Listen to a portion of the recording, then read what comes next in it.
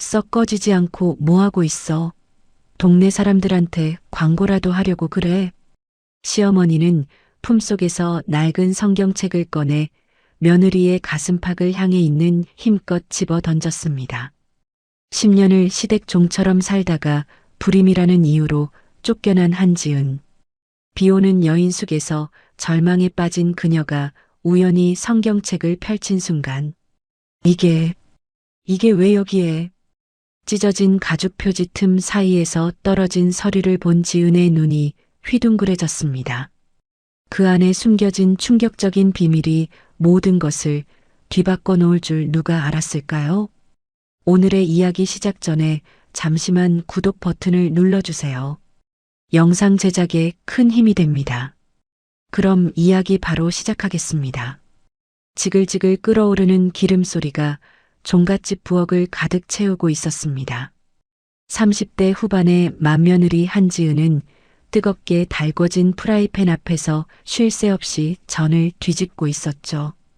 이마에는 송글송글 땀이 맺혀 흘러내렸고 허리는 끊어질 듯 욱신거렸습니다.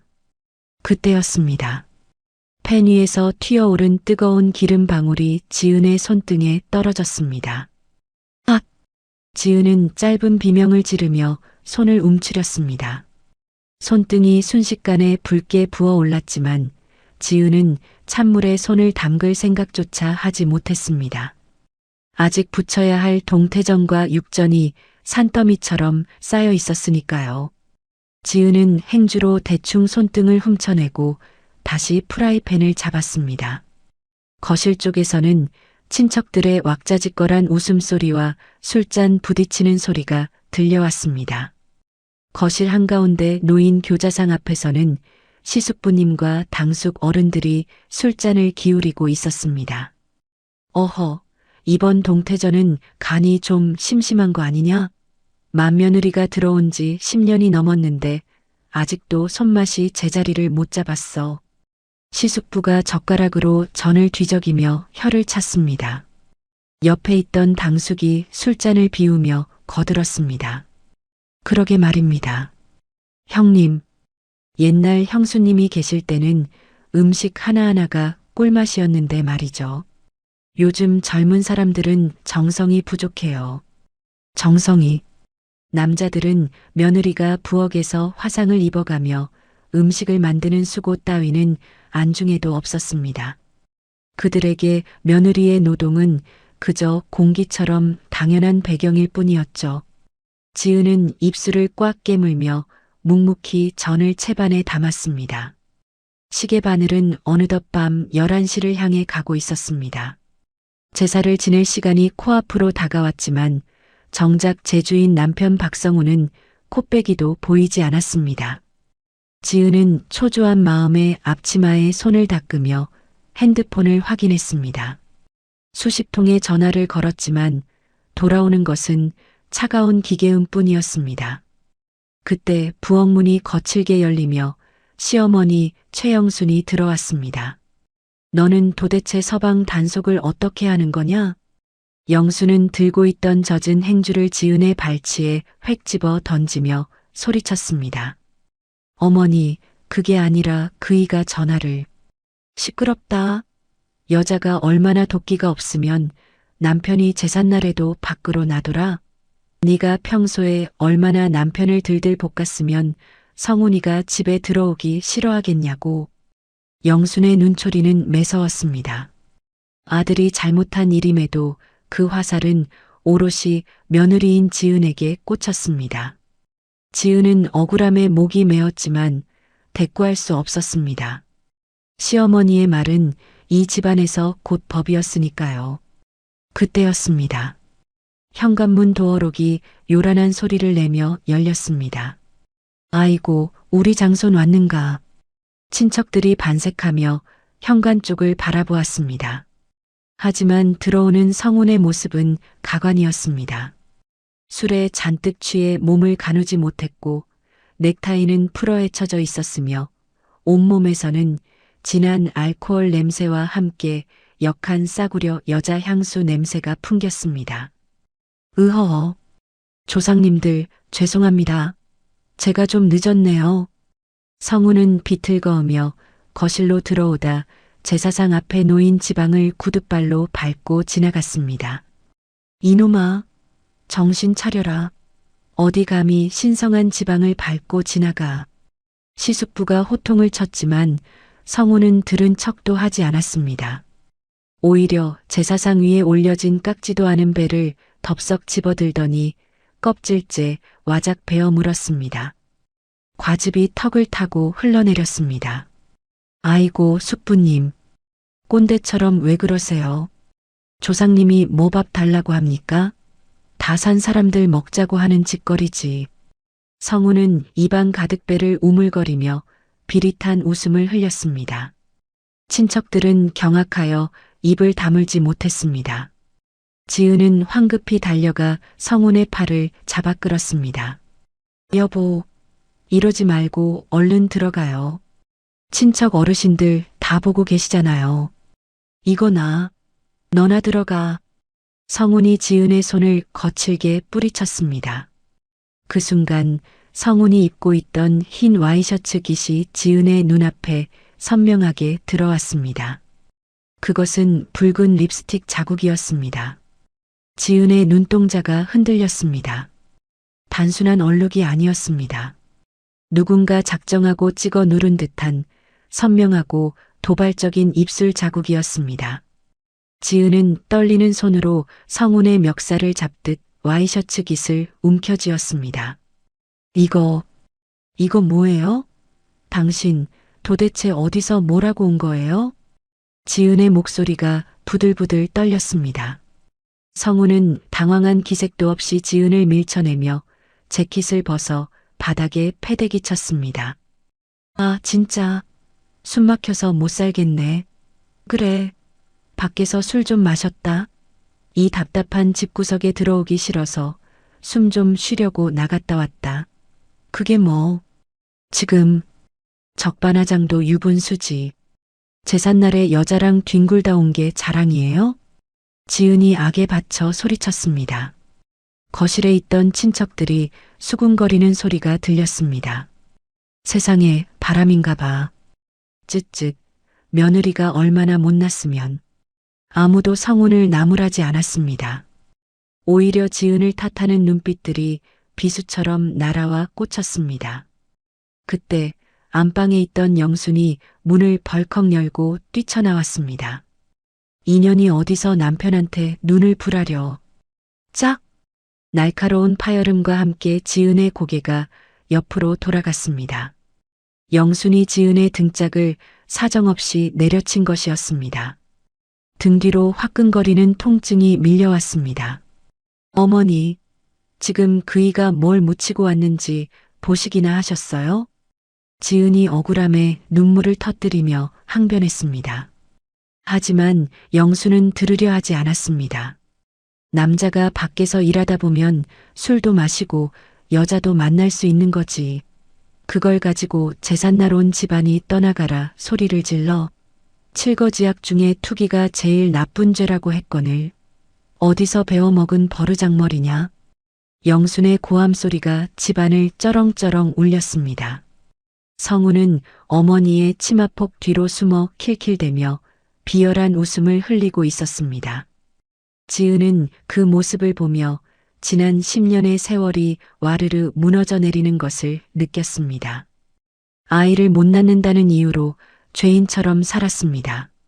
시댁 식구들의 온갖 구박과 멸시를 견디며 종처럼 일했습니다. 하지만 돌아온 것은 남편의 외도와 시어머니의 폭력뿐이었습니다. 지은은 처음으로 영순의 눈을 똑바로 쳐다보았습니다. 저 더 이상은 못 참아요. 이렇게는 못 살아요. 지은이 입술을 깨물며 자리에서 일어났습니다. 그리고 안방에 있는 장롱을 향해 걸어갔습니다.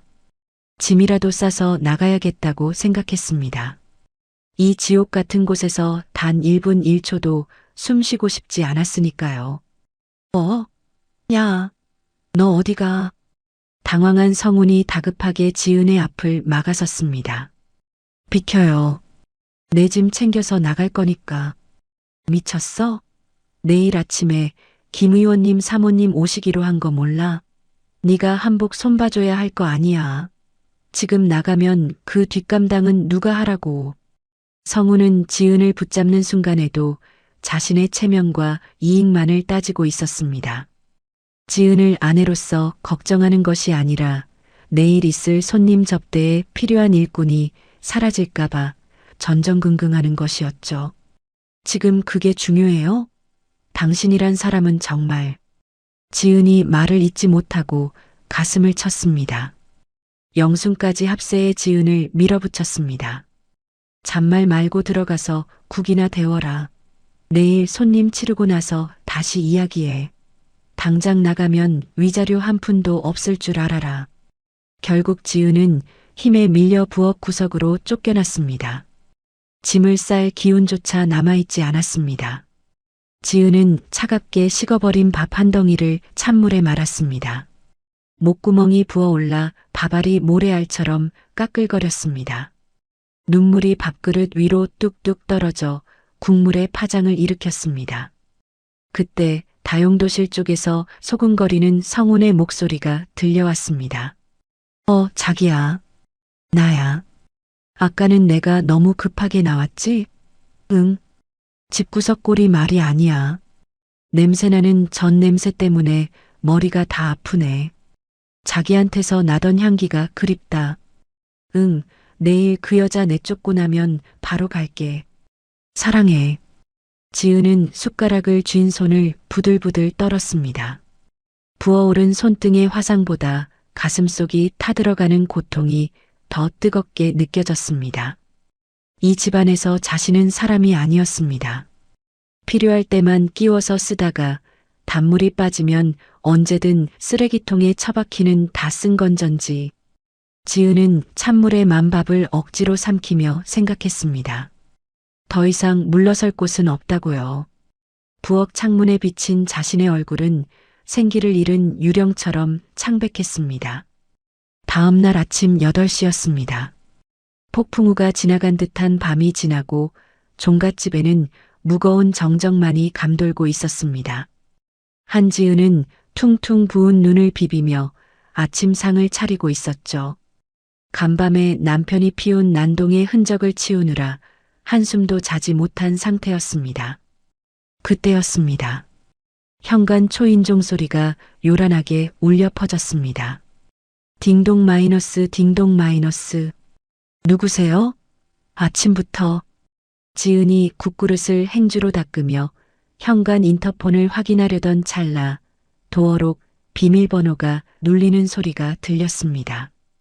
띠띠띠띠. 경쾌한 전자음과 함께 문이 열리고 박성훈이 당당하게 걸어 들어왔습니다. 그리고 그의 팔짱을 낀 낯선 여자가 함께였습니다.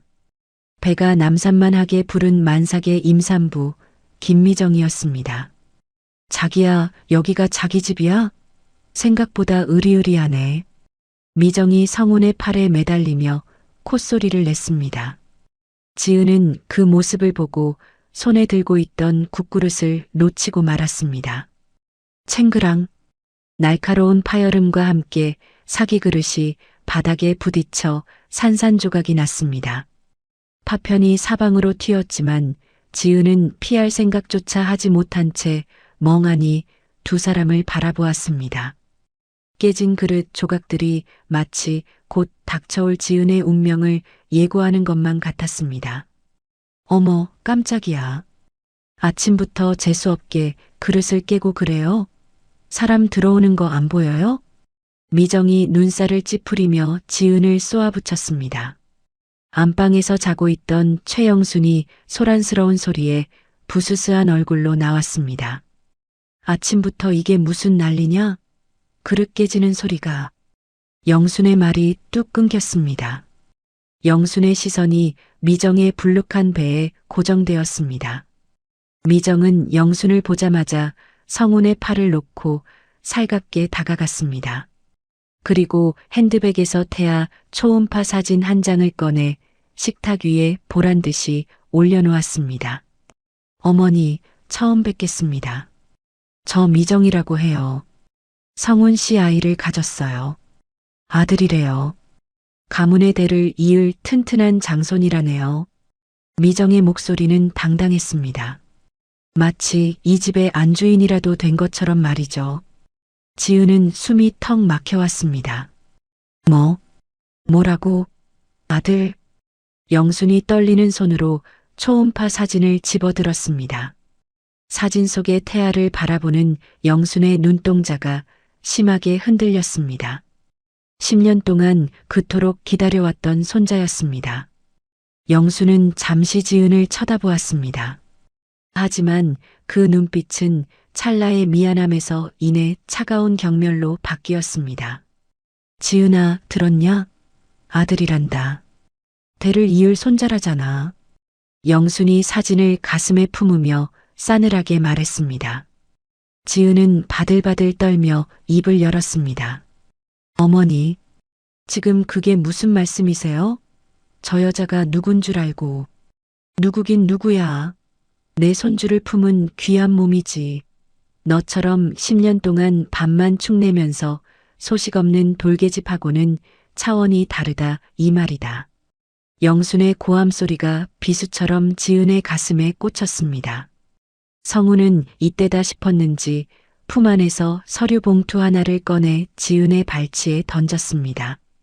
변호사 통해서 작성한 이혼 합의서야. 도장 찍어. 위자료는 꿈도 꾸지 마. 아이도 못 낳는 주제에 10년 동안 우리 집에서 먹고 자고 했으면 밥값은 한샘 쳐줄 테니까. 빚 반반 나누자는 소리 안 하는 걸 고맙게 여기고 몸만 나가. 성훈이 비릿한 웃음을 지으며 말했습니다. 미정은 거실을 휘둘러 보며 혀를 찼습니다. 자기야, 근데 인테리어가 너무 칙칙하다. 무슨 조선시대도 아니고. 내가 입주하면 싹 다 바꿔야겠어. 도배랑 장판부터 새로 하고 저 촌스러운 자개장도 다 갖다 버리자. 미정은 지은을 투명 인간 취급하며 벌써부터 집주인 행세를 시작했습니다. 지은은 참담한 심정으로 영순의 바짓가랑이를 붙잡았습니다. 어머니, 이러시면 안 되잖아요. 제가 10년 동안 이 집 귀신이 되도록 일했습니다. 제사며 집안일이며 어머니 손발이 되어서 살았어요. 어떻게 저한테 이러실 수가 있어요? 지은이 눈물로 호소했습니다. 하지만 영순의 반응은 냉혹했습니다. 이거 안 나? 어디서 질척거려? 영순이 매몰차게 발길질을 하며 지은을 밀어냈습니다. 지은은 바닥에 나뒹굴며 깨진 그릇 조각에 손바닥이 긁혔지만 아픔조차 느껴지지 않았습니다. 정이라도 있으면 내 아들 앞길 막지 말고 썩 꺼져.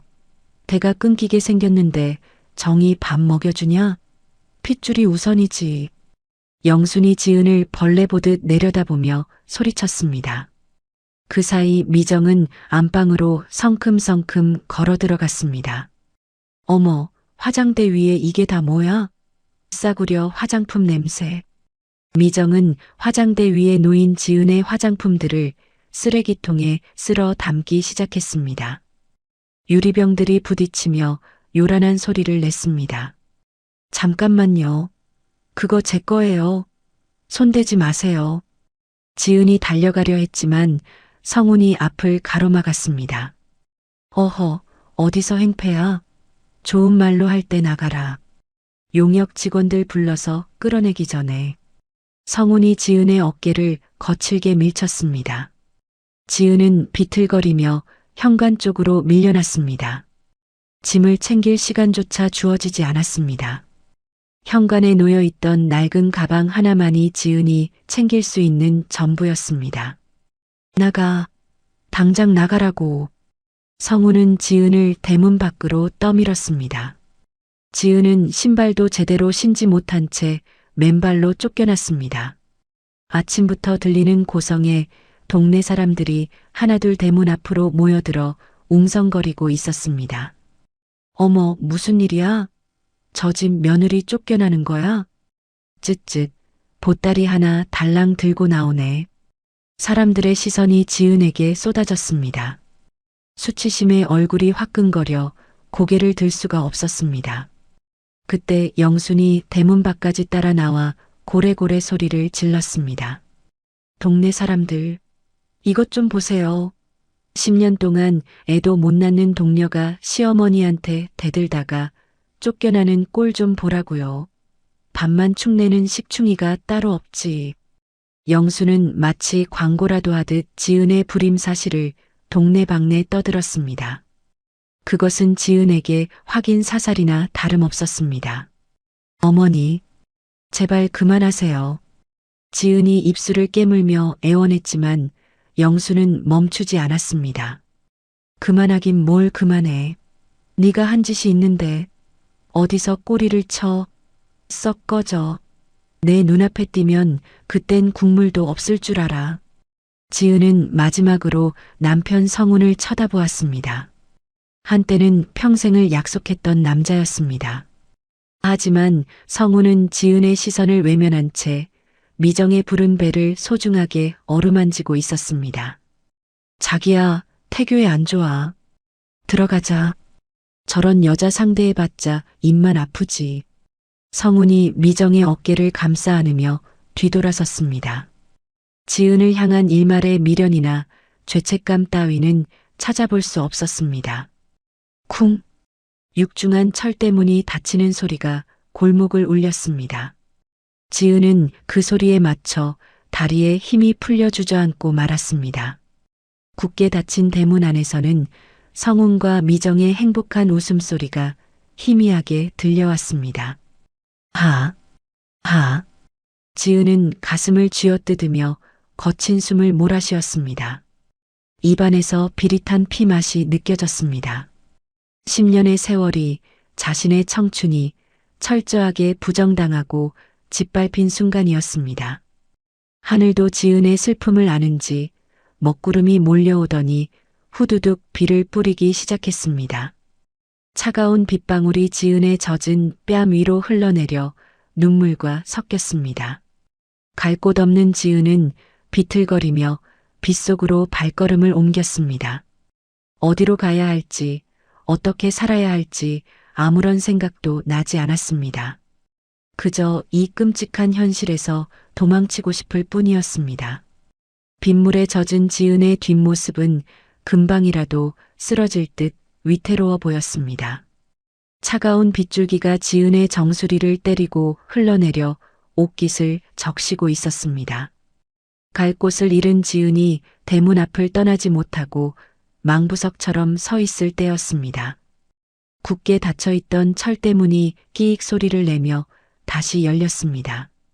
에이, 퇴! 재수없게 비까지 오고 난리야. 시어머니 영순이었습니다. 영순은 손에 들고 있던 바가지에 담긴 굵은 소금을 지은의 머리 위로 사정없이 뿌렸습니다. 따가운 소금 알갱이들이 지은의 얼굴과 어깨를 때리고 바닥으로 떨어졌습니다. 어머니, 지은이 젖은 목소리로 불렀지만 영순의 표정은 귀신처럼 사나웠습니다. 누가 내 어머니야. 족보에서 파내도 시원찮을 파네. 썩 꺼지지 않고 뭐하고 있어. 동네 사람들한테 광고라도 하려고 그래. 영수는 품속에서 무언가를 꺼내 들었습니다. 가죽이 다해져 너덜너덜한 낡은 성경책이었습니다. 평소 영순이 보물처럼 아끼던 물건이었죠. 얘다. 꼴 보기 싫으니까 내 물건이나 챙겨가. 내 눈앞에 띄면 그땐 정말 가만 안 둘 테니까. 영수는 성경책을 지은의 가슴팍을 향해 있는 힘껏 집어 던졌습니다. 퍽!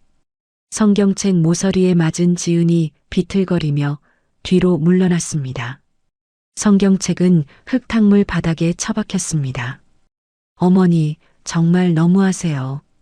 지은이 바닥에 뒹구는 성경책을 주워들며 고개를 들었습니다.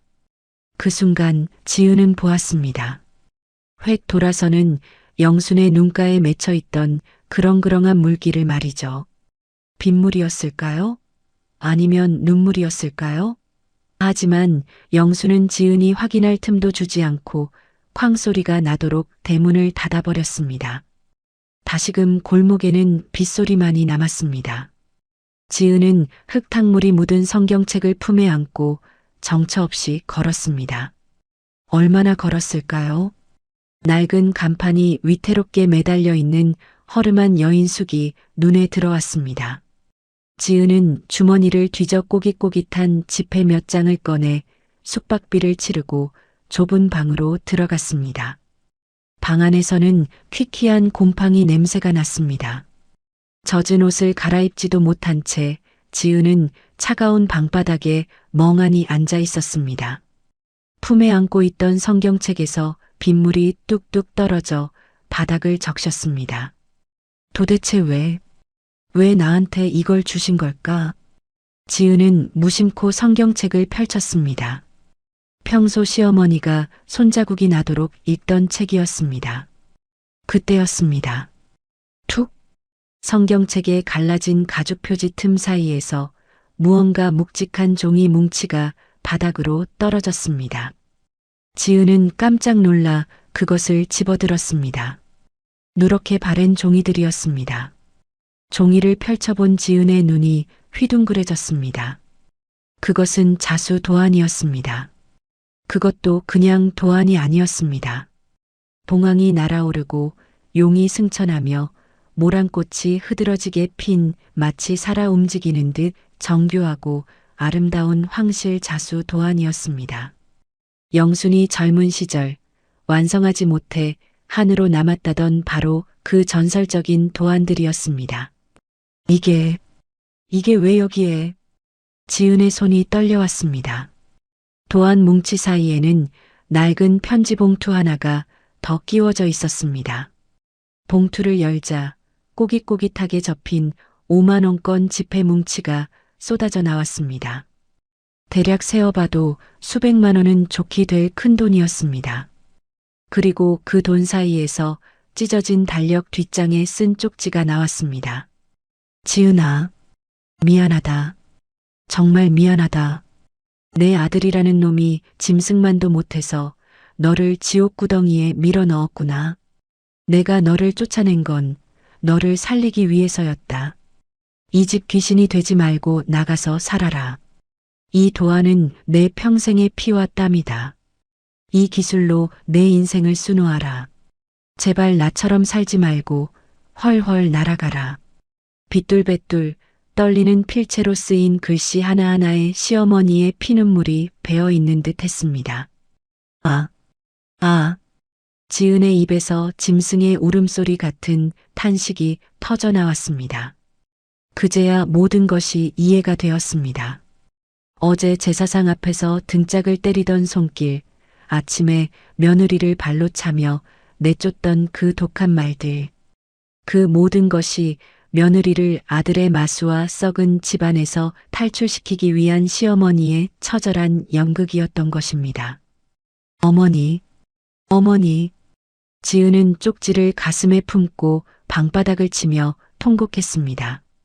10년의 시집살이가 서러워서가 아니었습니다. 자신을 위해 악역을 자처하고 홀로 그 지옥에 남은 시어머니의 희생이 너무나 가슴 아팠기 때문이었습니다.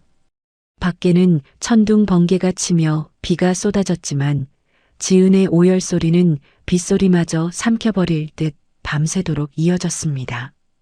다음 날 아침 비는 그쳐 있었습니다. 지은은 퉁퉁 부은 눈을 비비며 일어났습니다. 거울 속에 비친 자신의 모습은 초라했지만 눈빛만은 어제와 달라져 있었습니다. 더 이상 울고만 있을 수는 없었습니다. 영순이 목숨 걸고 쥐어준 동아줄을 이대로 썩힐 수는 없었으니까요. 지은은 여인숙을 나와 곧장 전당포로 향했습니다. 네 번째 손가락에 끼워져 있던 결혼 반지를 뺐습니다. 남편 성훈이 술김에 던져주듯 끼워줬던 사랑 없는 결혼 생활의 족쇄 같았던 반지였습니다. 이거 얼마나 받을 수 있나요? 지은은 반지를 팔아받은 돈과 영순이 준 현금을 합쳐 남대문 시장으로 달려갔습니다. 최고급 비단 천과 색색의 실 그리고 튼튼한 바늘을 샀습니다. 그리고 서울 외곽의 좁은 쪽방을 구해 짐을 풀었습니다. 그날부터 지은의 고독한 싸움이 시작되었습니다. 지은은 영순의 도안을 벽에 붙여놓고 밤낮 없이 바늘을 잡았습니다. 해야 해. 해내야 해. 어머니를 모셔오려면 내가 성공해야 해. 손가락은 수백 번 바늘에 찔려 피멍이 들고 굳은 살이 박였습니다. 흰 천이로 붉은 핏방울이 떨어지면 지은은 그것을 꽃잎으로 수놓아 덮어버렸습니다. 밥 먹는 시간도 아까워 삼각김밥으로 끼니를 때우며 자수에만 매달렸습니다. 지은은 영순의 고전적인 도안을 그대로 베끼지 않았습니다. 시어머니의 전통 기법에 지은이 평소 꿈꿔왔던 현대적인 색감과 감각을 더했습니다. 검은 비단 위로 붉고 푸른 실들이 춤을 추듯 얽히고 설켰습니다. 며칠 밤을 꼬박 세운 끝에 드디어 작품 하나가 완성되었습니다. 비상, 잿더미 속에서 불꽃을 휘감고 날아오르는 봉황의 모습이었습니다. 죽어가던 봉황이 화려한 날개를 펼치며 다시 태어나는 순간을 포착한 자수였죠. 그것은 버림받은 며느리 한지은이 아니라 예술가 한지은으로서의 부활을 알리는 신호탄과도 같았습니다. 됐다. 지은은 완성된 자수를 어루만지며 전율을 느꼈습니다. 실한올 한 올이 살아서 꿈틀거리는 듯한 생동감이 느껴졌습니다. 영순에게 배웠던 10년의 세월과 자신의 한이 서린 예술혼이 만나 기적을 만들어낸 것이었습니다. 지은은 정성스럽게 작품을 자수 보자기 안에 쌌습니다. 그리고 쪽방 문을 열고 밖으로 나갔습니다. 목적지는 서울 인사동, 대한민국 최고의 한복과 전통 공예품이 모여있는 거리였습니다. 거리는 활기로 넘쳐났습니다. 화려한 쇼윈도에 비친 지은의 행색은 여전히 초라했습니다. 며칠 감지 못한 머리와 구겨진 옷차림이었죠. 하지만 유리에 비친 지은의 눈동자는 더 이상 쫓겨난 며느리의 주눅든 눈빛이 아니었습니다. 그것은 사냥감을 노리는 맹수처럼 혹은 세상을 향해 도전장을 내미는 전사처럼 이글거리는 야망으로 가득 차 있었습니다. 지은은 보자기 끈을 꽉 움켜쥐었습니다. 기다리세요, 어머니. 제가 반드시 성공해서 보란듯이 어머니 모시러 갈게요. 지은은 심호흡을 한번 크게 내쉬고 인사동의 가장 큰 한복집을 향해 당당하게 발걸음을 옮겼습니다. 사람들 틈으로 사라지는 그녀의 뒷모습에서 잿빛 과거를 태우고 날아오를 준비를 마친 봉황의 그림자가 어른거리는 듯 했습니다. 화려한 전통의 거리, 인사동의 오후는 활기로 가득 차 있었습니다. 하지만 그 활기 속에서 한지은은 철저하게 이방인이었습니다. 지은은 보자기에 싼 자수 작품을 들고 벌써 10번째 한복집 문을 두드리고 있었죠. 아니, 글쎄 안 산다니까요. 요즘 누가 이런 수작업 자수를 써요? 공장에서 기계로 찍어내는 게 훨씬 싸고 빠른데. 한복집 주인은 지은의 작품을 제대로 보지도 않고 손사래를 쳤습니다. 사장님, 한 번만 봐주세요. 기계 자수랑은 결이 다릅니다. 제가 정말 공들여서 아우 됐어요. 행색을 보아하니 어디서 중국산 짝퉁이나 떼다가 파는 보따리상 같은데 우리 가게 물 흐리지 말고 나가요. 주인은 지은의 허름한 옷차림을 훑어보며 모욕적인 말을 뱉었습니다. 지은은 입술을 꽉 깨물며 쫓겨나듯 가게를 나왔습니다. 등 뒤로 문이 쾅 닫히는 소리가 가슴을 때렸습니다. 거리에 선 지은의 다리가 후들거렸습니다. 아침부터 물 한 모금 마시지 못한 탓에 현기증이 일었습니다. 지은은 골목 구석에 있는 낡은 골동품 가게 앞 평상에 힘없이 주저앉았습니다. 편의점에서 산 빵 한 조각을 꺼내 베어 물었지만 목이 메어 잘 넘어가지 않았습니다. 눈앞에 쇼윈도에 걸린 화려한 한복들이 지은을 비웃는 것만 같았죠. 어이, 거기 아줌마. 그때였습니다. 골동품 가게 안에서 백발이 성성한 노인 한 명이 튀어나왔습니다. 개량 한복을 아무렇게나 걸쳐 입은 꼬장꼬장해 보이는 인상의 노인이었습니다. 그는 평상에 놓인 지은의 자수 보자기를 뚫어지게 쳐다보고 있었습니다. 네, 죄송합니다. 남의 가게 앞에서 금방 일어날게요. 지은이 허둥지둥 짐을 챙기려 하자 노인이 대뜸 지은의 손목을 낚아챘습니다. 가만히 있어봐. 이 보자기 말이야. 노인은 지은의 허락도 없이 보자기를 확 잡아당겨 펼쳤습니다. 지은이 쏘스라치게 놀라 말리려 했지만 노인은 이미 품 안에서 돋보기를 꺼내 자수의 박음질을 샅샅이 훑어보고 있었습니다. 노인의 눈매가 매섭게 변했습니다. 이 귀한 궁중 매듭 자수를 어디서 훔쳤어? 이건 시중에서 볼 수 있는 물건이 아닌데. 노인의 호통에 지은은 억울함이 치밀어 올랐습니다. 훔치다니요. 말씀이 지나치십니다. 그건 제가 직접 수놓은 겁니다. 뭐라고? 네가 했다고? 노인은 믿을 수 없다는 표정으로 코웃음을 쳤습니다. 거짓말 마라. 이 기법은 실을 3번 꼬아서 입체감을 주는 삼합꼬임이야. 지금 대한민국에 이걸 제대로 할 줄 아는 장인은 다 죽고 없어. 젊은 네가 이걸 흉내라도 낼 수 있을 것 같아?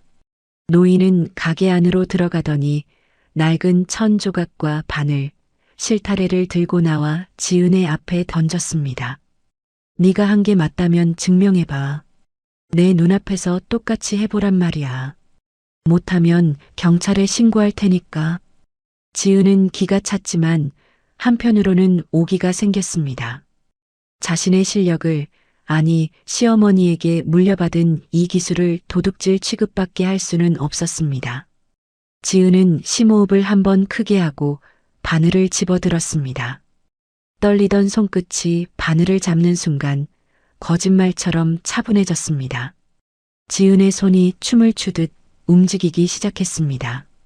바늘이 천을 뚫고 지나갈 때마다 붉은 실이 얽히고 설키며 꽃봉오리가 피어났습니다. 노인의 입이 서서히 벌어졌습니다. 의심으로 가득 찼던 눈빛이 경악으로, 그리고 이내 환희로 바뀌었습니다. 세상에. 지은이 매듭을 짚고 실을 끊어내자 천 위에는 금방이라도 날아오를 듯한 입체적인 나비 한 마리가 앉아 있었습니다. 노인은 떨리는 손으로 자수를 어루만졌습니다. 이건 최영감의 솜씨인데. 자네 혹시 최영순이라고 하나?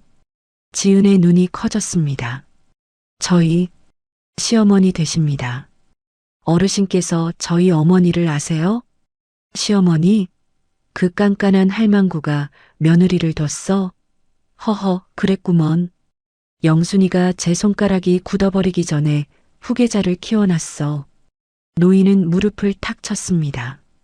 그는 자신을 인사동의 터줏대감이자 무형문화재급 자수장인인 장명장이라고 소개했습니다.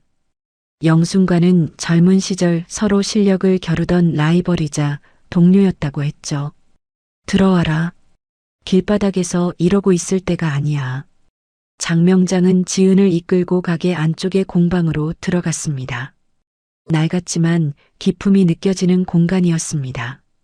그때 공방 안쪽 문이 열리며 말끔한 정장 차림의 젊은 남자가 들어왔습니다. 할아버지, 또 손님한테 소리 지르셨어요? 혈압 오르신다니까요. 큰 키에 지적인 안경을 쓴 남자, 장명장의 손자이자 경영을 담당하는 강민우였습니다. 민우는 쭈뼛거리며 서 있는 지은의 행색을 보고 의아한 표정을 지었습니다. 손님은 아니신 것 같고. 누구십니까? 민우야, 눈 크게 뜨고 봐라. 내가 드디어 찾았다. 내 뒤를 이을. 아니, 영순이의 기술을 이을 진짜가 나타났어. 장명장이 지은의 자수 보자기를 민우에게 내밀었습니다. 민우는 건성으로 받아들다가 자수의 디테일을 확인하고는 안경을 고쳐 썼습니다. 사업가로서의 날카로운 눈빛이 번뜩였습니다. 이걸 직접 하신 겁니까? 민우가 지은을 바라보며 물었습니다. 지은은 고개를 끄덕였습니다. 네. 디자인부터 수놓는 것까지 전부 제가 했습니다. 민우는 잠시 침묵하더니 명함 한 장을 꺼내 정중하게 지은에게 건넸습니다. 강민우라고 합니다. 신뢰가 안 된다면 저희와 파트너십을 맺어보시죠. 이 정도 퀄리티라면 시장을 뒤집을 수 있습니다. 그날부터 지은의 인생은 180도 달라졌습니다. 장명장의 공방 한편에 자리를 잡은 지은은 장명장의 혹독한 지도를 받으며 기술을 다듬었고 민우는 지은의 작품을 브랜드화하기 위한 기획에 돌입했습니다. 며칠 후였습니다. 공방이 발칵 뒤집히는 일이 벌어졌습니다. 재벌가 사모님이 혼수용으로 맞춘 수천만 원짜리 명품 한복 치마가 실수로 찢어지는 사고가 발생한 것입니다. 어머, 어떡해. 이거 내일 당장 함 들어갈 때 입어야 하는데 이걸 어떡하냐고. 사모님은 발을 동동 구르며 울상을 지었습니다. 수선할 천도 부족한 상황이라 모두가 난감해하고 있을 때 지은이 조용히 나섰습니다. 제가 한번 해봐도 될까요? 지은은 찢어진 부위를 꿰매는 대신 그 위에 덩굴 문양 자수를 놓기 시작했습니다. 흉하게 찢어졌던 자리는 어느새 우아하게 뻗어나가는 포도 덩굴로 변했고 옷의 품격을 한층 더 높여주었습니다. 세상에, 마법 같아요.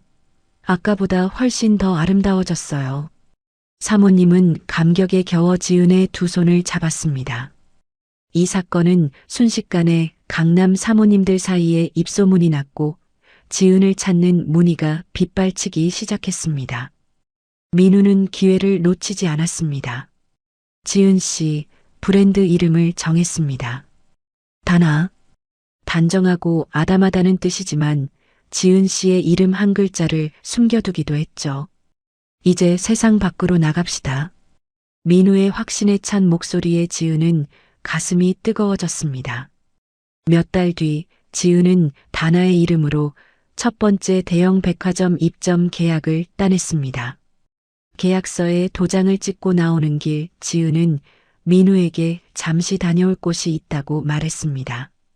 지은이 향한 곳은 서울 외곽의 한 요양병원이었습니다. 남편 성훈이 시어머니 영순을 강제로 입원시킨 곳이었죠. 지은은 병원 담장 너머가 잘 보이는 언덕으로 올라갔습니다. 면회가 금지되어 있어 들어갈 수가 없었기 때문입니다. 한참을 기다렸을까요? 병원 정원 벤치에 휠체어를 타고 나와 앉아 있는 영순의 모습이 보였습니다. 1년 사이 너무나 야위고 작아진 모습이었습니다. 영순은 멍하니 하늘만 바라보고 있었습니다. 어머니, 지은은 나무 뒤에 숨어 입을 틀어막고 눈물을 삼켰습니다.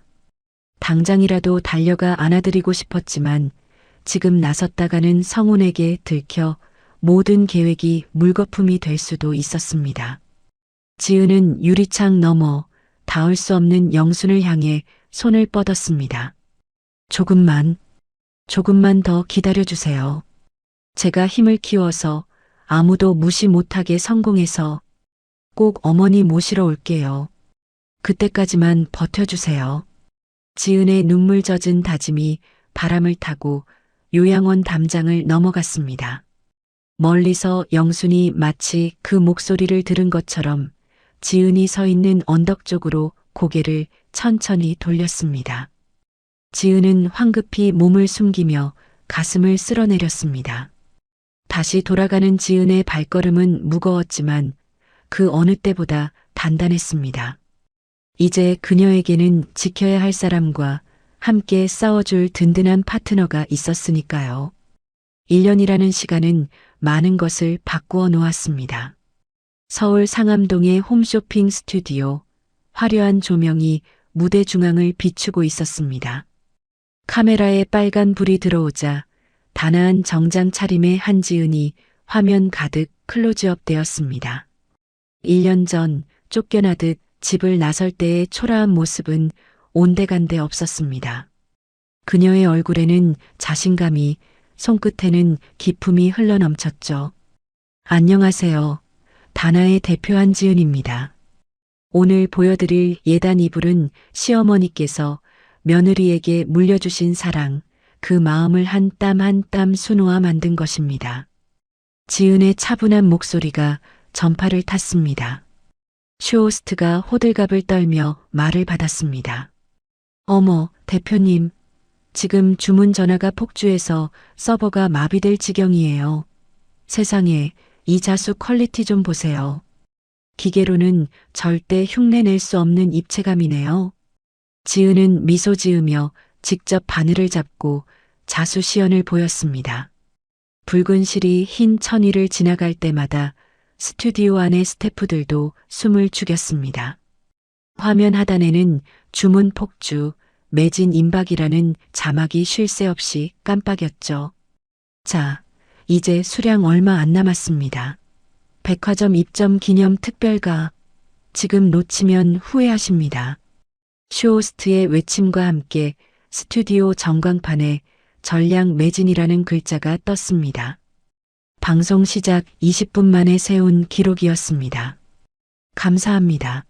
고객님들의 사랑에 보답하겠습니다. 지은이 고개 숙여 인사하자 스태프들의 박수가 터져 나왔습니다. 대한민국 주부들이 가장 갖고 싶어하는 프리미엄 혼수 브랜드 다나의 위상이 입증되는 순간이었습니다. 대기실로 돌아온 지은을 강민우가 환한 미소로 맞이했습니다. 축하해요, 지은 씨. 아니, 이제 한 대표님이라고 불러야겠네요. 완판입니다, 완판. 다 민우 씨 덕분이에요. 그리고 우리 선생님 덕분이고요. 지은은 가슴이 벅차올랐습니다. 어딘가에서 이 방송을 보고 있을 시어머니 영순이 떠올랐기 때문입니다. 하지만 같은 시각 서울의 어느 고급 빌라촌에서는 전혀 다른 풍경이 펼쳐지고 있었습니다. 박성훈의 집 현관에는 빨간 압류 딱지가 덕지덕지 붙어 있었고 집 안은 난장판이었습니다. 성훈이 야심차게 벌였던 리조트 개발 사업이 부도가 나면서 가세가 급격히 기운 탓이었죠. 으앙, 으앙. 거실 구석에서는 돌이 갓 지난 아기가 자지러지게 울고 있었습니다. 배가 고픈지 기저귀가 젖었는지 얼굴이 벌개지도록 울어댔지만 엄마인 김미정은 소파에 누워 핸드폰만 들여다보고 있었습니다. 아, 시끄러워 죽겠네. 야, 애 좀 달래라. 쟤는 누굴 닮아서 저렇게 목청이 커? 소파 반대편에 누워있던 성훈이 짜증스럽게 소리쳤습니다. 미정은 눈 하나 깜짝하지 않고 대꾸했습니다. 자기가 달래. 나 지금 바빠. 저번에 산 샤넬백 중고로 팔아야 생활비라도 쓸 거 아니야. 당신이 돈을 벌어와야 내가 애를 보든 말든 하지. 뭐, 이 여자가 진짜 내가 누구 때문에 이 고생인데 네가 그놈의 가방만 안 사재꼈어도 빚이 이렇게 늘진 않았어. 두 사람의 고성이 오가는 사이 아이의 울음소리는 더욱 커졌습니다.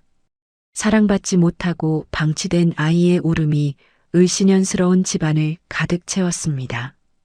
성우는 화를 참지 못하고 리모컨을 집어들었습니다. A씨, 재수없게. 성훈이 아무 채널이나 틀었습니다. 화면에서는 홈쇼핑 방송이 끝나가고 있었습니다. 전량 매진, 프리미엄 예단 브랜드 다나 한지은 대표. 성훈의 눈이 휘둥그레졌습니다. 화면 속에서 꽃다발을 받고 환하게 웃고 있는 여자. 세련된 단발머리에 기품 있는 정장, 그리고 곁에 선 훤칠한 남자와 악수를 하는 그녀는 분명 전처 한지은이었습니다. 저거 한지은 아니야? 성훈이 벌떡 일어나 TV 앞으로 다가갔습니다. 미정도 핸드폰을 내려놓고 화면을 쳐다보았습니다. 어머, 진짜네. 저 여자가 왜 저기에 나와? 꼴이 아주 폈네, 폈어. 미정이 비꼬듯 말했습니다. 성운의 시선이 화면 속 지은이 들고 있는 자수 보자기 꽂혔습니다. 성운의 미간이 찌푸려졌습니다. 잠깐만. 저거 어디서 많이 보던 건데? 성운은 기억을 더듬었습니다. 안방 장롱 깊숙한 곳, 어머니 영순이 며느리 몰래 밤마다 만지작거리던 낡은 천 조각들. 화면 속의 화려한 봉황 무늬는 바로 어머니의 솜씨였습니다. 저거 우리 어머니 기술이잖아. 안방 장롱에 있던 거. 성운이 소파를 치며 길길이 날뛰었습니다. 뭐라고? 어머니 기술이라고? 미정의 눈이 번뜩였습니다. 그녀는 동물적인 감각으로 돈 냄새를 맡았습니다. 자기야, 그럼 저 여자가 우리 어머니 기술을 훔쳐다가 떼돈을 벌고 있다는 거야? 세상에, 저게 다 얼마야? 저 방송 한 번에 매출이 수억은 될 텐데. 미정이 성운의 팔을 잡고 흔들었습니다. 질투와 탐욕이 두 사람의 눈을 멀게 했습니다. 성운은 배신감에 치를 떨었습니다. 자신은 빚더미에 앉아 컵라면으로 끼니를 때우는데 쫓겨난 전처가 어머니의 기술로 성공해서 떵떵거리고 있다는 사실을 견딜 수 없었습니다. 이 도둑년이 감히 내 뒤통수를 쳐? 내 어머니 기술로 번 돈이면 그건 내 돈이지. 성운의 눈에 핏발이 섰습니다. 미정이 옆에서 부채질을 했습니다. 당장 소송 걸어. 저거 다 우리가 받아내야 해. 그리고 내가 아는 동생들 시켜서 인터넷에 글 좀 올리라고 할게. 남의 기술 훔친 도둑년이라고 소문내면 금방 망하게 할 수 있어. 그래, 맞아. 가만 안 둬. 아주 싹 다 뺏어올 거야. 성운과 미정은 울고 있는 아이는 거들떠보지도 않은 채 식탁에 마주 앉아 낄낄대며 작당 모의를 시작했습니다. 탐욕스러운 웃음소리가 아이의 울음소리를 덮어버렸습니다. 며칠 뒤 지은의 성공을 축하하는 파티가 공방에서 열리고 있었습니다. 장명장과 민우 그리고 직원들이 케이크를 자르며 웃음꽃을 피우고 있었죠. 대표님, 건배사 한마디 해주세요. 직원의 요청에 지은이 잔을 들고 일어서려는 순간이었습니다. 퀵서비스 기사가 문을 열고 들어왔습니다. 한지은 씨 앞으로 내용 증명 왔습니다. 싸한 정적이 흘렀습니다. 지은은 의아한 표정으로 봉투를 받아 열었습니다. 서류를 읽어 내려가는 지은의 표정이 순식간에 창백해졌습니다. 발신인 박성훈, 수신인 한지은. 내용 저작권 침해 및 특수 절도에 따른 손해배상 청구. 서류에는 지은이 영순의 자수 도안을 훔쳐갔으며 이를 이용해 부당이득을 취했으니 즉시 브랜드 운영을 중단하고 수익금 전액을 배상하라는 내용이 적혀 있었습니다. 그 금액은 무려 수십억 원에 달했습니다. 이게 무슨... 지은이 비틀거리자 민우가 급히 부축했습니다. 무슨 일입니까? 민우가 서류를 낚아채 읽어보더니 인상을 찌푸렸습니다. 이 사람들 정말 징글징글하군요.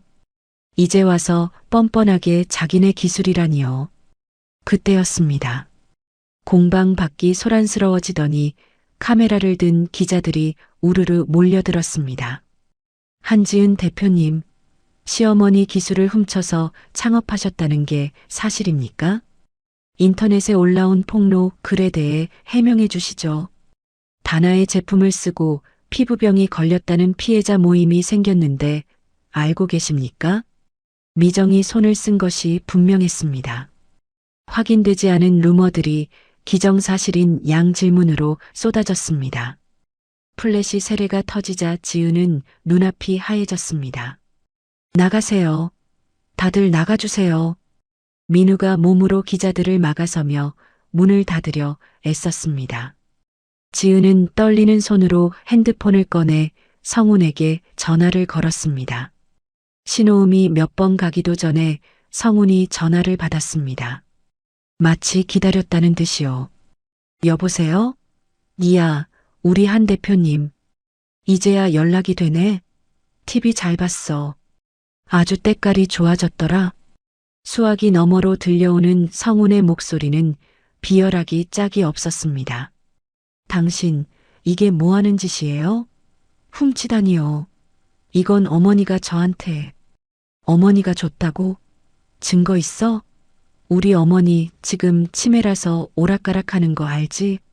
법정에서 어머니가 내가 줬다고 증언할 수 있을 것 같아? 성훈이 킬킬거렸습니다. 지은은 말문이 막혔습니다. 영순의 상태를 이용하려는 성훈의 악랄함에 소름이 돋았습니다. 원하는 게 뭐예요? 지은이 차갑게 물었습니다. 간단해. 그동안 번 돈, 그리고 앞으로 벌 돈. 절반 내놔. 브랜드 지분도 50% 넘기고. 그러면 내가 조용히 넘어가 줄게. 미쳤군요. 절대 그럴 수 없어요. 그래. 그럼 할 수 없지. 내가 기자들한테 하나 더 터뜨려야겠네. 성훈이 잠시 뜸을 들이더니 낮고 음흉한 목소리로 속삭였습니다. 천하의 한지은 대표가 사실은 아이도 못 낳는 불임이라서 시댁에서 쫓겨난 여자라는 거. 온 세상에 알려지면 아주 재밌겠지? 하자 있는 여자가 만든 예단 이불을 누가 덮고 싶어 하겠어? 안 그래? 지은의 심장이 덜컥 내려앉았습니다. 그것은 지은이 가장 감추고 싶었던 아픔이자 치명적인 약점이었습니다. 프리미엄 혼수 브랜드의 대표에게 불임으로 인한 이혼이라는 꼬리표는 치명타가 될 것이 뻔했습니다. 비겁해. 당신 정말 짐승만도 못한 인간이야. 그러니까 선택해. 돈이야 아니면 내 그 잘난 명예야? 내일까지 시간 줄게. 연락 없으면 내일 아침 신문 일면은 기대해도 좋을 거야. 뚝. 전화가 끊어졌습니다. 지은은 핸드폰을 쥔 채 바닥에 주저앉았습니다. 공방 밖에서는 여전히 기자들이 문을 두드리고 있었고 멀리서 천둥 소리가 들려왔습니다. 화려한 성공 뒤에 찾아온 그림자는 생각보다 훨씬 더 짙고 어두웠습니다. 아이를 낳지 못한다는 이유로 버림받았던 상처가 이제는 가장 날카로운 칼날이 되어 지은의 목을 겨누고 있었습니다. 며칠 뒤 서울 종로의 다나 공방 앞은 그야말로 아수라장이었습니다. 박성훈이 돈을 주고 고용한 용역 아르바이트생 10수명이 매장 입구를 가로막고 꽹과리를 쳐대며 시위를 벌이고 있었기 때문입니다. 시어머니 등쳐먹은 도둑 며느리 한지은은 물러가라. 남의 기술 훔쳐서 성공한 가짜 명장은 사죄하라. 확성기에서 흘러나오는 찢어질 듯한 소음이 거리를 가득 메웠습니다.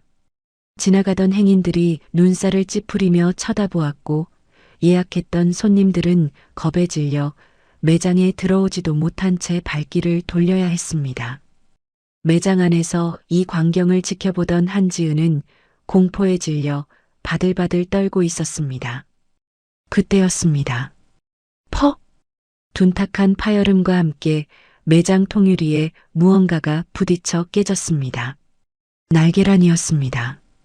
비릿하고 끈적한 노른자가 유리를 타고 주르륵 흘러내렸습니다. 그것은 시작에 불과했습니다. 시위대 중 우두머리로 보이는 남자가 붉은 라카 스프레이를 들고 매장 벽면으로 다가왔습니다. 치잉 마이너스. 매캐한 가스 냄새와 함께 하얀 벽면에 끔찍한 붉은 글씨가 새겨졌습니다. 애도 못 낳는 주제에 기술 도둑질이냐? 지은은 그 문구를 보는 순간 숨이 턱 막히고 눈앞이 깜깜해졌습니다. 그것은 성훈이 전화로 협박했던 내용 그대로였습니다. 지은이 평생을 안고 살아온 가장 아픈 상처이자 누구에게도 들키고 싶지 않았던 치부가 만천하에 까발려진 것입니다. 대표님, 안으로 들어가세요. 보지 마세요.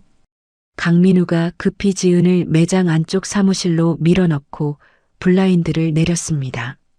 하지만 지은의 귓가에는 환청처럼 사람들의 비웃음 소리가 우문거리며 들려왔습니다. 민우 씨, 저 사람들 좀 멈추게 해주세요. 제발이요. 지은이 귀를 막으며 울먹였습니다.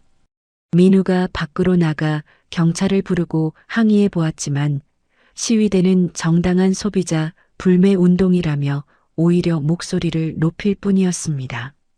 사무실 전화기는 쉴 새 없이 울려댔습니다. 네, 다나입니다. 아, 환불이요? 고객님, 그건 사실이 아닙니다.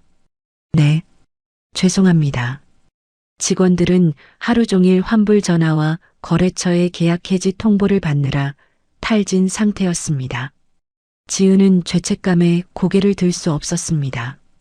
자신 때문에 애써 키운 브랜드가 그리고 함께 해준 사람들이 무너지고 있었습니다. 그때 지은의 핸드폰이 진동했습니다. 저장된 이름은 영유양병원이었습니다. 지은은 불길한 예감에 떨리는 손으로 전화를 받았습니다. 여보세요? 한지은입니다. 아, 며느님 되시죠? 여기 중환자실입니다. 최영순 환자분 상태가 급격히 나빠지셔서 지금 산소호흡기를 부착했습니다. 지은의 심장이 덜컥 내려앉았습니다. 네, 어머니가요? 지금 당장 갈게요. 그게 곤란합니다. 보호자분이신 박성훈님께서 면회 금지 신청을 강력하게 해두셨어요. 환자분을 중증 치매 및 심신 상실 상태로 등록하셔서 법적 보호자 외에는 접근이 전면 차단된 상태입니다.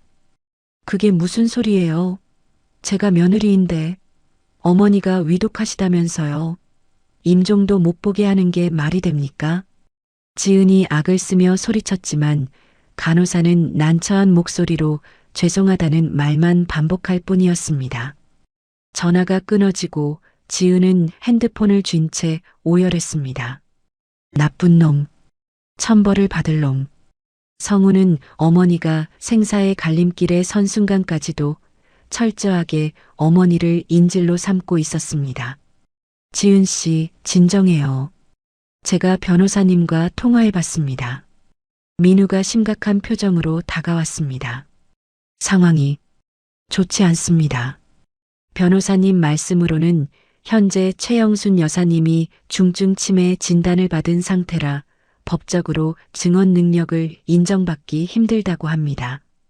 즉, 어머니가 법정에 나와서 내가 줬다고 말해도 판사가 받아들이지 않을 확률이 높아요. 그럼 어떡해요? 이대로 뺏겨야 해요?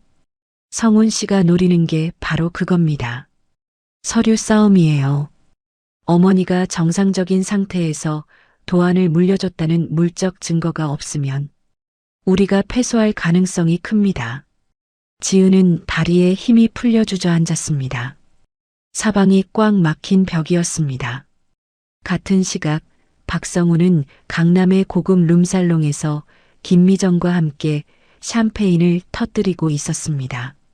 자기야, 건배. 아까 봤어?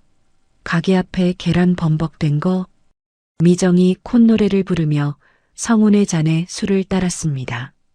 성훈은 낄낄대며 술을 단숨에 들이켰습니다. 맞지.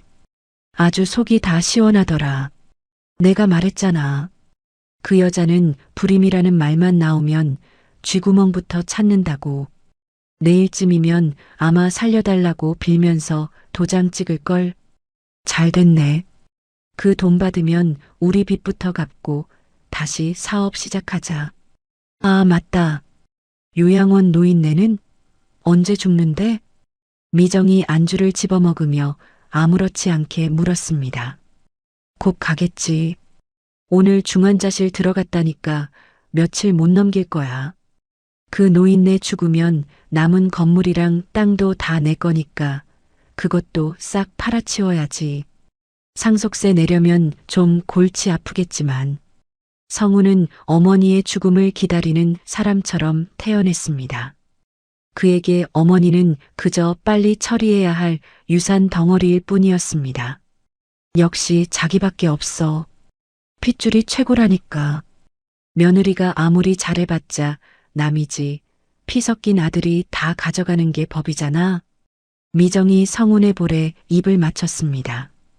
탐욕에 눈먼 두 남녀는 자신들의 파멸이 바로 코앞까지 다가온 줄도 모른 채 승리의 축배를 들며 밤을 지새웠습니다. 재판을 하루 앞둔 늦은 밤 지은은 텅 빈 공방에 홀로 남아 있었습니다. 시위대도 돌아가고 직원들도 모두 퇴근한 적막한 공간에 빗소리만이 창문을 때리고 있었습니다. 지은은 책상 서랍을 열어 낡은 성경책을 꺼냈습니다. 1년 전 쫓겨나던 비 오는 날 시어머니가 던져주었던 바로 그 책이었습니다. 가죽 표지는 닳고 닳아 너덜거렸고 모서리는 빗물에 젖었던 흔적으로 쭈글쭈글했습니다. 어머니, 저 너무 무서워요. 어머니는 저 믿고 보내주셨는데 제가 너무 못나서 다 뺏기게 생겼어요. 지은은 성경책을 가슴에 품고 기도를 하듯 눈을 감았습니다. 성운의 비열한 웃음소리와 매장 벽에 적힌 낙서가 머릿속을 맴돌았습니다. 눈물이 뺨을 타고 흘러 성경책 가죽 위로 떨어졌습니다. 지은은 무의식적으로 성경책의 뒷면 가죽 표지를 손끝으로 어루만졌습니다. 어머니의 손때가 묻은 거친 가죽의 질감이 느껴졌습니다. 그런데 지은의 손가락이 멈칫했습니다.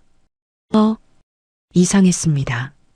평소에는 몰랐는데 손끝에 느껴지는 감촉이 미묘하게 달랐습니다.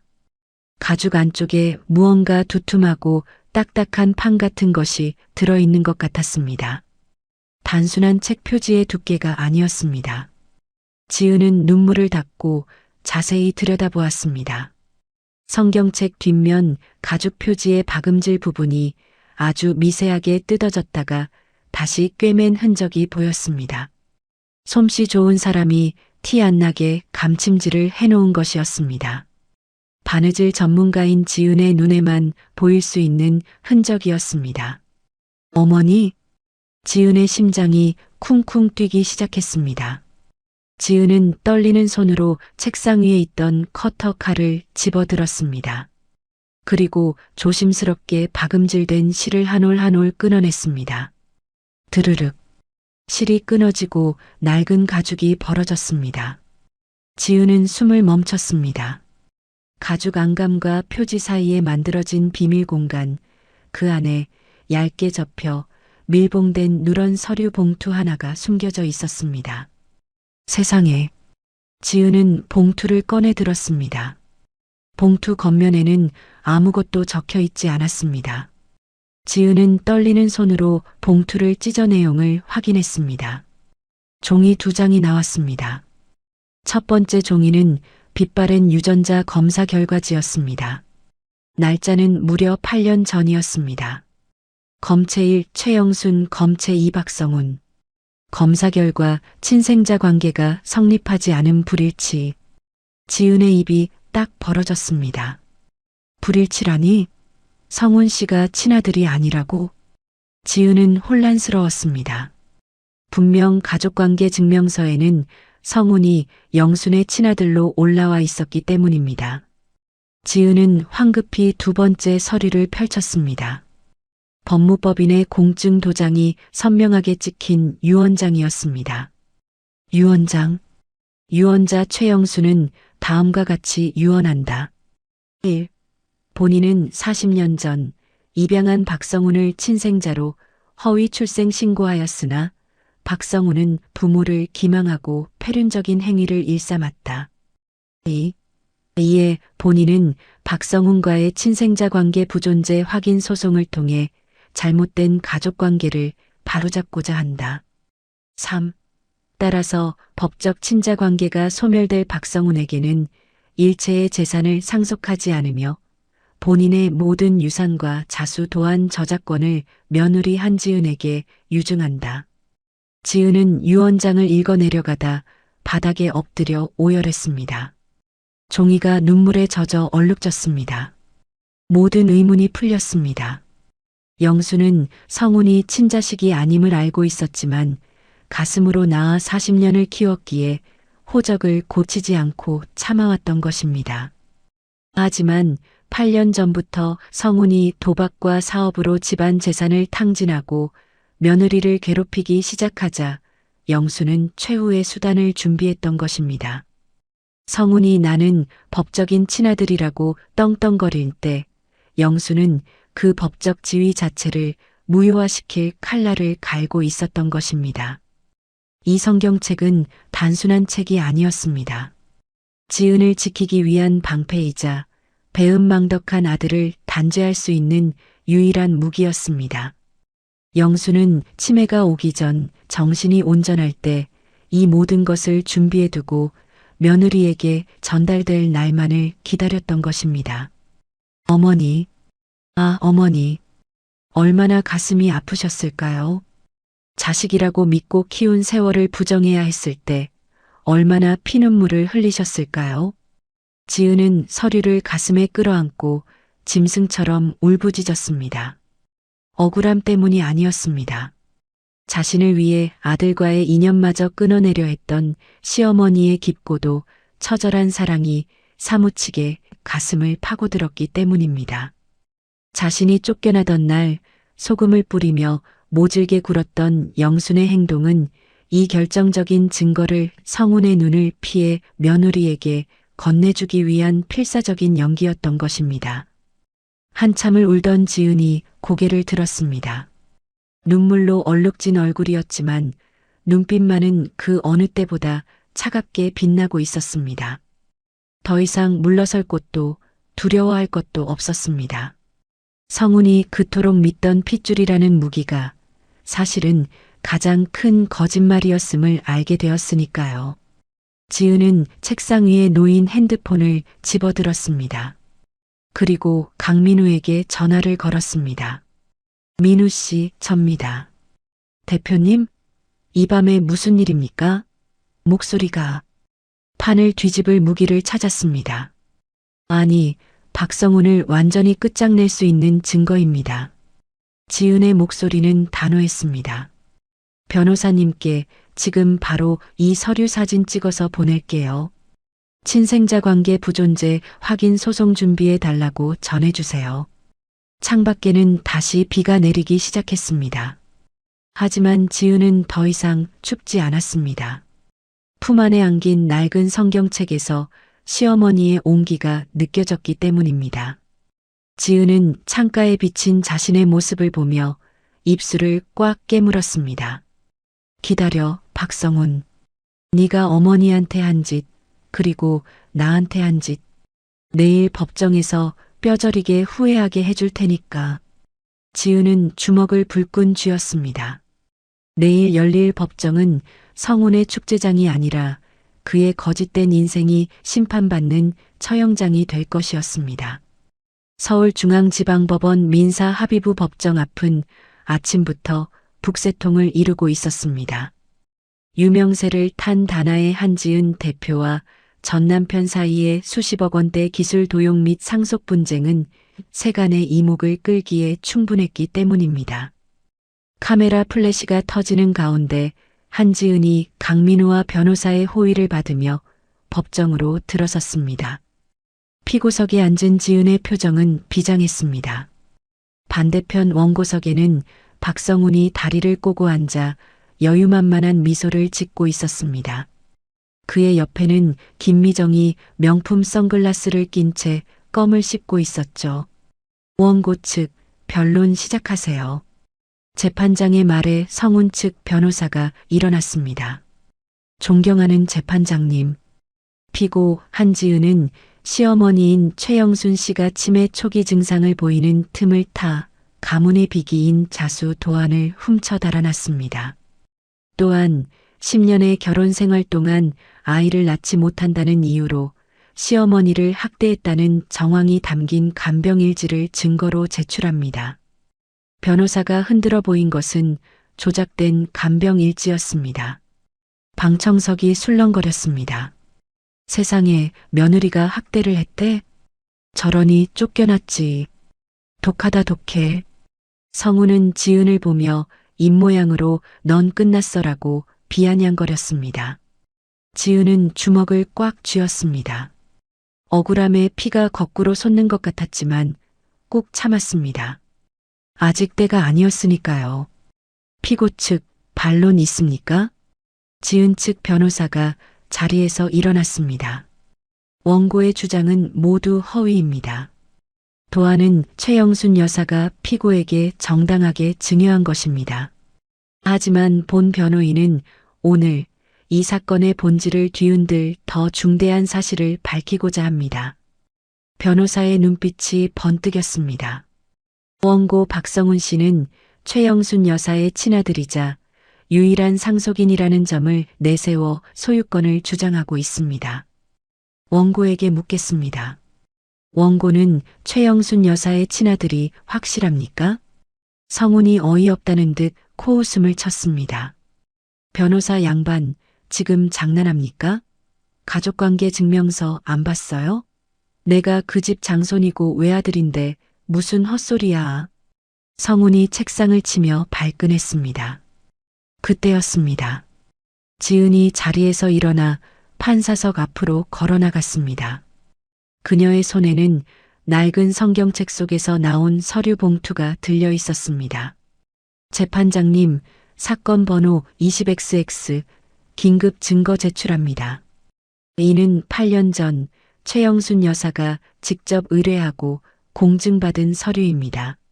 지은이 떨리는 손으로 서류를 제출했습니다. 판사가 안경을 고쳐 쓰고 서류를 훑어보았습니다. 판사의 미간이 꿈틀했습니다. 이게 사실입니까? 판사의 물음에 지은이 또렷한 목소리로 대답했습니다. 네. 그 서류는 원고 박성훈과 최영순 여사의 유전자 검사 결과지입니다. 결과는 불일치. 두 사람은 친자 관계가 성립하지 않는 남남입니다. 뭐라고요? 법정이 발칵 뒤집혔습니다. 성훈이 자리를 박차고 일어났습니다. 이 미친 여자가 어디서 가짜를 들고 와. 우리 부모님이 날 낳고 미역국 드시는 사진도 있어. 호적에도 뻔히 올라와 있는데 어디서 개수작이야. 성훈은 얼굴이 벌개져서 고래고래 소리를 질렀습니다. 지은 측 변호사가 차분하게 말을 이었습니다. 맞습니다. 호적에는 친자로 되어 있죠. 하지만 그것은 40년 전 불임이었던 최영순 부부가 고아였던 원고를 데려와 친생자 출생 신고를 허위로 했기 때문입니다. 이는 명백한 불법이며 최영순 여사는 이 잘못된 관계를 바로잡고자 친생자 관계 부존재 확인 소송을 준비하고 계셨습니다. 거짓말이야. 다 거짓말이라고. 저 여자가 돈 뜯어내려고 치매 노인 이용해서 조작한 거야. 성훈이 발악했습니다. 방청석의 기자들이 미친 듯이 타자를 두드리기 시작했습니다. 상황이 급박하게 돌아갔습니다. 조용히 하세요. 원고, 자리에 앉으세요. 재판장이 경고했지만 성훈은 멈추지 않았습니다. 그때였습니다. 드르륵 쿵. 법정 출입문이 열리며 무거운 휠체어 소리가 들려왔습니다. 소란스럽던 법정에 찬물을 끼얹은 듯 정적이 흘렀습니다. 병원복을 입고 링거를 꽂은 백발의 노인 최영순이었습니다. 옆에는 강민우가 휠체어를 밀고 있었습니다. 성훈의 눈이 튀어나올 듯 커졌습니다. 어머니? 성훈은 영순을 중증 치매 환자로 둔갑시켜 면회를 차단해뒀기에 그녀가 이곳에 나타나리라고는 상상도 못했습니다. 영순은 비쩍 마른 몸이었지만 눈빛만은 형형하게 살아있었습니다. 지은을 바라보는 영순의 눈가가 젖어들었습니다. 재판장이 영순에게 물었습니다. 증인, 본인의 이름과 이곳에 온 이유를 말씀해 주십시오. 의사 표현이 가능하십니까? 영순이 떨리는 손으로 마이크를 잡았습니다. 목소리는 작았지만 쩌렁쩌렁한 울림이 있었습니다. 내 이름은 최영순입니다. 내 며느리, 아니, 내 딸 지은이의 억울함을 풀어주러 왔습니다. 어머니, 저놈들이 어머니한테 무슨 짓을 한 거죠? 치매 환자를 여기까지 끌고 오다니. 성운이 달려들려 하자 법원 경위들이 그를 제지했습니다. 영순이 천천히 고개를 돌려 성운을 노려보았습니다. 그 서늘한 눈빛에 성운은 얼어붙고 말았습니다. 성운아, 내가 너를 가슴으로 낳아 40년을 길렀다. 내 핏줄은 아니어도 내 자식이라 믿고 키웠어. 그런데 영순의 목소리가 분노로 떨렸습니다. 어미를 정신병자로 몰아 요양원에 가두고 조강지처를 내쫓아? 그러고도 네가 내 아들이냐? 짐승도 제 어미는 알아본다더라. 그게 무슨... 재판장님, 저놈은 내 아들이 아닙니다. 호적에서 판해 주십시오. 내 유일한 상속자는 여기 있는 한지은 뿐입니다. 영순의 호통이 법정을 뒤흔들었습니다. 결정적인 증언이었습니다. 치매라던 영순의 정신은 너무나 멀쩡했고 유전자 검사지라는 과학적 증거까지 더해지자 승패는 명확해졌습니다. 지은이 증거 목록에 있던 두 번째 서류, 유언장을 낭독했습니다. 양자 박성우는 부모를 기망하고 폐륜 행위를 일삼았으므로 상속 자격을 박탈하며 친생자 관계 부존재 확인을 통해 법적 관계를 단절한다. 성우는 다리에 힘이 풀려 그 자리에 주저앉았습니다. 아니야. 내 돈. 그게 다 내 돈인데. 성우는 현실을 부정하며 중얼거렸습니다. 옆에 있던 미정은 사태가 불리하게 돌아가자 슬금슬금 뒷문으로 향했습니다. 하지만 민우의 신호를 받은 형사들이 문을 막아섰습니다. 김미정 씨? 사기 및 업무상 횡령 혐의로 긴급 체포합니다. 이거나 내가 누군 줄 알아? 난 임산부라고. 미정이 발악했지만 형사들은 그녀의 손목에 수갑을 채웠습니다. 성운의 변호사조차 짐을 챙겨 슬그머니 자리를 떴습니다. 원고의 청구를 모두 기각합니다. 또한 원고 박성운에 대해 무고죄 및 사문서 위조, 노인복지법 위반 혐의로 검찰에 수사를 의뢰하겠습니다. 땅, 땅, 땅. 판사 봉소리가 울려 퍼졌습니다. 완벽한 승리였습니다. 지은은 그 자리에 주저앉아 펑펑 울었습니다. 재판이 끝나자마자 지은은 증인석으로 달려갔습니다. 어머니, 어머니. 지은이 영순의 무릎에 얼굴을 묻었습니다. 영순은 거칠어진 며느리의 손을 잡고 쓰다듬었습니다. 미안하다, 지은아. 내가 너무 늦게 왔지? 고생했다. 내 새끼 정말 고생했어. 영순의 눈에서도 참았던 눈물이 터져 나왔습니다. 두 여자는 서로를 부둥켜 안고 한참 동안 떨어질 줄 몰랐습니다. 그 모습에 방청석에 있던 사람들조차 눈시울을 붉혔습니다. 성우는 경위들에게 끌려나가며 영순을 향해 울부짖었습니다. 어머니, 잘못했어요. 한 번만 용서해 주세요. 제가 아들이잖아요. 어머니. 하지만 영순은 고개를 돌려버렸습니다. 그녀에게 아들은 이제 없었습니다. 오직 가슴으로 낳은 딸 지은만이 곁에 있을 뿐이었습니다. 법정 밖은 어느새 비가 그치고 맑은 햇살이 비추고 있었습니다. 지은은 영순의 휠체어를 밀고 법원 경사로를 내려왔습니다. 민우가 그 뒤를 든든하게 따랐습니다. 지은의 얼굴에 닿는 햇살이 그 어느 때보다 따스하게 느껴졌습니다. 재판이 끝나고 한 달이라는 시간이 흘렀습니다. 구치소 접견실의 공기는 차갑고 무거웠습니다. 푸른 수의를 입은 박성우는 한 달 사이에 10년은 늙어버린 듯 초췌한 몰골이었습니다. 덥수룩한 수염과 퀭한 눈동자에서는 예전의 오만함이라곤 찾아볼 수 없었죠. 철창 너머로 담당 변호사가 서류 한 장을 내밀었습니다. 성훈이 떨리는 손으로 서류를 집어들었습니다. 이게 뭡니까? 김미정 씨가 낳은 아이에 대한 유전자 검사 결과입니다. 변호사의 목소리는 사무적이고 건조했습니다. 성훈은 마른 침을 삼키며 서류를 읽어 내려갔습니다. 그리고는 눈을 의심했습니다. 검체 1 신생아 검체 2 박성훈. 검사 결과 불일치. 불일치라니? 이게 무슨 소리야? 내 아들이 아니라고. 성훈이 벌떡 일어나 소리쳤습니다. 앉으세요. 교도관이 제지했지만 성훈은 흥분을 가라앉히지 못했습니다. 변호사님, 이거 뭔가 잘못된 거죠? 그 여자가 내 아들을 낳았다고 했잖아요.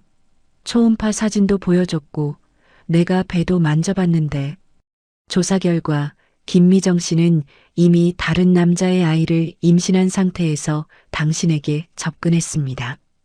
당신의 재산을 노리고 대을 이을 손자라는 거짓말을 한 거죠. 김미정 씨는 사기 및 공갈 혐의를 모두 인정했습니다. 아, 성훈은 머리를 쥐어뜯으며 괴성을 질렀습니다. 핏줄에 그토록 집착하여 10년을 함께한 조강지처를 내쫓고 어머니까지 버렸습니다. 그런데 그토록 원하던 핏줄마저 남의 씨앗이었다니. 그는 뻐꾸기 둥지인 줄도 모르고 남의 새끼를 품으며 전 재산을 바친 꼴이었습니다. 어머니, 지은아, 내가 미쳤지. 내가 미쳤어. 성훈은 차가운 시멘트 바닥에 이마를 찌으며 오열했습니다. 하지만 후회는 이미 늦었습니다. 그에게 남은 것은 아무것도 없었습니다. 가족도, 돈도, 핏줄도 모두 신기루처럼 사라지고 차가운 철창만이 그를 가두고 있을 뿐이었습니다. 같은 날 오후 서울의 옛 종갓집 대문이 활짝 열렸습니다. 경매로 넘어갔던 집을 한지은이 낙찰받아 다시 찾은 것입니다. 지은은 대문 안으로 들어서며 깊은 숨을 들이마셨습니다. 1년 전 소금을 맞으며 쫓겨나던 날의 기억이 주마등처럼 스쳐 지나갔습니다. 대표님 아니지. 이제 집주인님이라고 불러야 하나? 뒤따라 들어온 강민우가 짐 상자를 내려놓으며 웃었습니다. 놀리지 마세요. 아직 실감이 안 나요. 다시 이 집에 돌아오다니. 지은은 씁쓸한 미소를 지으며 안방으로 향했습니다. 안방 문을 열자 김미정이 붙여놓은 화려하고 천박한 금색 벽지가 눈에 들어왔습니다. 이것부터 뜯어내야겠어요. 어머니가 제일 싫어하시는 색깔이거든요. 지은은 소매를 걷어붙이고 벽지를 뜯어내기 시작했습니다. 민우도 거들었습니다. 두 사람은 하루 종일 집 안 곳곳에 남아있는 성훈과 미정의 흔적을 지워냈습니다. 싸구려 인테리어를 걷어내고 영순이 좋아하던 고풍스러운 가구들을 다시 배치했습니다. 특히 영순이 머물 방은 볕이 가장 잘 드는 남향으로 꾸몄습니다. 창가에는 영순이 좋아하는 난초 화분을 놓고 바닥에는 푹신한 보류를 깔았습니다. 이제야 좀 사람 사는 집 같네요. 청소를 마친 민우가 이마에 땀을 닦으며 말했습니다. 지은은 깨끗해진 마루에 앉아 하늘을 올려다보았습니다. 네. 이제 어머니 모셔와야죠. 진짜 집으로요. 며칠 뒤 영순이 퇴원하는 날이 되었습니다. 지은은 휠체어를 밀고 마당으로 들어섰습니다. 영순은 달라진 집안 풍경을 둘러보며 깊은 숨을 내쉬었습니다. 아이고, 이제야 숨통이 좀 트이는구나. 그 지독한 병원 냄새 때문에 머리가 다 아팠는데. 영수는 휠체어에서 일어나 지은의 부축을 받으며 천천히 걸었습니다. 요양원에서 강제로 투여받았던 신경안정제의 도끼가 빠지자 영순의 눈빛은 예전의 총기를 완전히 되찾았습니다. 성훈이 조작했던 치매라는 오명은 온데간데 없었고 영수는 그 어느 때보다 맑은 정신으로 집을 둘러보았습니다. 지은아, 고생했다. 그놈들이 내 정신 흐리게 하려고 억지로 먹이던 약 때문에 한동안 멍했는데 이제야 세상이 좀 똑바로 보이는구나. 영순이 지은의 손을 꼭 잡았습니다. 어머니, 이제 아무 걱정 마세요. 제가 옆에서 딱 지키고 있을 거니까요. 지은은 영순을 평상에 앉히고 따뜻한 차를 내왔습니다. 어머니, 차 드세요. 좋아하시는 모가차예요. 그래, 고맙다. 우리 지은이 손맛이 제일이지. 영순이 찻잔을 두 손으로 감싸주며 웃었습니다. 그때 대문 밖에서 왁자지껄한 소리가 들려왔습니다. 계십니까? 택배 왔습니다. 장명장이 양손 가득 고기와 막걸리를 들고 들어왔습니다. 아니, 영감탱이가 웬일이야? 영순이 눈을 흘기면서도 반가워했습니다. 웬일은 오늘이 무슨 날인지 잊었어? 자네 며느리가 대한민국 전승 공예대전에서 대상을 탔잖아. 축하 파티 해주러 왔지. 장명장이 호탕하게 웃으며 고개를 흔들어 보였습니다. 지은은 부끄러운 듯 고개를 숙였습니다. 어머, 선생님도 참. 별거 아니에요. 별거 아니라니요. 심사위원 만장일치였습니다. 봉황의 비상. 정말 압도적인 작품이었어요. 민우가 옆에서 거들며 지은을 자랑스럽게 바라보았습니다. 그의 눈빛에는 사업 파트너 이상의 따뜻한 애정이 담겨 있었습니다. 마당 평상에 둘러앉아 삼겹살 파티가 벌어졌습니다. 지글지글 고기 굽는 냄새와 구수한 막걸리 향이 마당을 가득 채웠습니다. 1년 전 제삿날 혼자 전을 부치던 외로운 부엌과는 비교할 수 없는 행복한 풍경이었습니다. 지은아, 그 상금은 어디다 쓸 생각이냐? 꽤 큰 돈이라던데. 장명장이 쌈을 싸먹으며 물었습니다. 지은은 잠시 망설이다가 영순을 바라보며 입을 열었습니다. 기부하려고요. 난임부림 부부 심리 상담센터예요. 난임센터? 모두가 의외라는 듯 놀란 표정을 지었습니다. 지은은 찻잔을 만지작거리며 담담하게 말을 이었습니다. 네. 사실 아이 못 가진다는 이유로 쫓겨날 때 죽고 싶을 만큼 비참했어요. 세상에 저 혼자만 덩그러니 남겨진 것 같았거든요. 지은이 잠시 숨을 고르더니 영순의 손을 꼭 잡았습니다. 어머니도 저와 같은 아픔을 겪으셨잖아요. 아이가 없다는 이유로 죄인처럼 숨죽여 사셨던 그 세월들. 우리가 그 마음을 누구보다 잘 알잖아요. 영순의 눈가가 촉촉해졌습니다. 40년 전 아이가 들어서지 않아 시댁 어른들에게 받았던 구박과 서름이 주마등처럼 스쳐 지나갔습니다. 그래서 돕고 싶어요. 아이가 생기지 않아 고통받는 분들, 그리고 저처럼 난임이라는 이유로 이혼의 아픔을 겪은 분들에게 당신 잘못이 아니라고, 혈연이 아니어도 진짜 가족이 될 수 있다고 위로해드리고 싶어요. 지은의 진심 어린 고백에 장명장도 민우도 숙연해졌습니다. 영수는 떨리는 손으로 지은의 뺨을 어루만졌습니다. 잘 생각했다. 정말 잘 생각했어. 역시 내 딸이야. 네가 내 한까지 다 풀어주는구나. 영순의 눈에서 기쁨과 회한이 섞인 눈물이 흘러내렸습니다. 그것은 두 여인이 평생 짊어지고 왔던 불임이라는 멍해를 사랑과 나눔으로 승화시키는 순간이었습니다. 어느덧 해가 뉘엿뉘엿 저물어가고 손님들은 모두 돌아갔습니다. 따스한 가을 햇살이 툇마루 깊숙이 들어와 앉았습니다. 지은과 영수는 나란히 툇마루에 앉아 바느질을 하고 있었습니다. 어머니, 여기 색깔은 이걸로 하는 게 좋겠죠? 지은이 붉은 실을 들어 보였습니다. 영순이 고개를 끄덕였습니다. 그래, 그게 좋겠다. 너는 이제 나보다 눈썰미가 더 좋아. 두 여인의 손끝에서 아름다운 자수가 피어났습니다. 병풍 속의 봉황은 고난을 딛고 날아오르는 두 사람의 모습처럼 황금빛으로 빛나고 있었습니다. 한참 동안 말없이 바느질만 하던 영순이 불쑥 입을 열었습니다. 지은아, 내 어머니, 다음 생에는 내 뱃속으로 태어나라. 내가 진짜 내 엄마 하게. 영순의 목소리가 가늘게 떨렸습니다. 지은의 바느질하던 손이 멈췄습니다. 영순은 먼 산을 바라보며 말을 이었습니다. 핏줄이 다 무슨 소용이냐? 가슴으로 낳고 정으로 키우면 그게 진짜 자식이지. 그 못난 놈은 내 뱃속으로 안 낳길 천만다행이다 싶다. 나한테는 네가 맏딸이고 막내딸이고 외동딸이다. 지은의 눈시울이 붉어졌습니다.